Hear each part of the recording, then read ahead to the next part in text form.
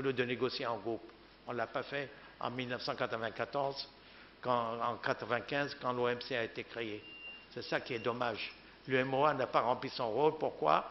Parce que les États ne lui font pas confiance. Et l'UMOA, excuse-moi mon cher Kako, les commissaires sont là uniquement pour assurer la retraite, avoir une belle retraite bien garnie.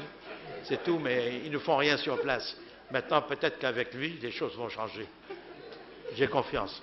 Courage, mon frère.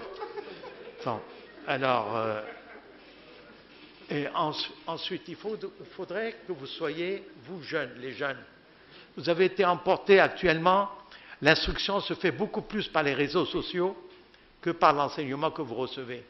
Parce que ces réseaux sociaux viennent vous infiltrer dans l'esprit que vous n'avez pas critique. Vous n'avez pas un esprit critique pour résister à l'assaut des réseaux sociaux. Pourquoi vous n'avez pas d'esprit critique? Parce que vous êtes jeunes, vous êtes les produits de professeurs qui ont subi la pensée unique de la dictature. La dictature a duré au Togo de 1967 à 1990. Tous ceux qui ont été formés pendant cette période, dans les autres pays aussi, hein. Je donne l'exemple du Togo parce que c'est mon pays que je connais et où je vis. Donc, toute cette jeunesse n'a pas reçu l'esprit critique parce qu'il y avait la pensée unique. On ne pouvait pas raisonner en dehors des paroles du guide. Donc, vous n'avez pas subi cette période, vous. Vous êtes jeunes. Mais vos parents l'ont subi.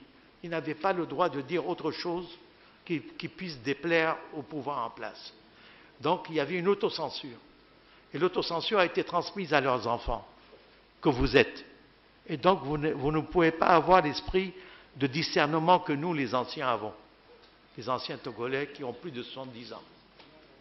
Je dis plus de 70 ans, parce que même les jeunes de moins de 70 ans, s'ils n'ont pas eu des parents professeurs ou des parents éclairés qui puissent leur communiquer leur sens critique, ils sont restés dans le noir, hein, dans l'obscurité intellectuelle. Et donc, ce qui fait que quand on discute, ceux de ma génération discutent avec les jeunes d'aujourd'hui, vraiment, ça nous fait mal au cœur. Moi, ça me donne des pleurs, parce que c'est l'avenir du pays. C'est l'avenir du pays qui est là. Alors, pour conclure, qu'est-ce que je vais conclure? Je conclus, la première chose à faire, c'est assainir la justice, pour pouvoir inspirer confiance à nos investisseurs. Nous avons beaucoup de Togolais à l'étranger qui ont des milliards de CFA, des centaines de millions de CFA, je les connais, qui pourraient venir investir ici s'ils avaient confiance dans la justice. C'est la justice qu'il faut, la première chose à nettoyer dans ce pays, c'est la justice, qu'elle puisse inspirer confiance aux gens. Toutes les familles seraient heureuses, tous les propriétaires de terrains expropriés seraient heureux, tous les hommes d'affaires. Moi-même, je me suis retiré des affaires parce que la justice n'était pas... J'étais un grand homme d'affaires, le deuxième grand homme d'affaires du Togo dans les années 1970-80. Je faisais à l'époque 3 milliards de chiffre d'affaires. Ça veut dire 30 milliards d'aujourd'hui. Mais aujourd'hui, je ne fais plus que 1 million sur les 30 milliards. 1 million de chiffre d'affaires par an.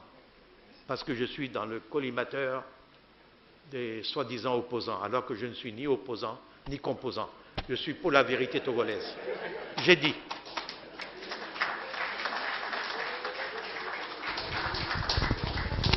Merci beaucoup, Calife Nadim, Michel. À tout seigneur, tout honneur, nous allons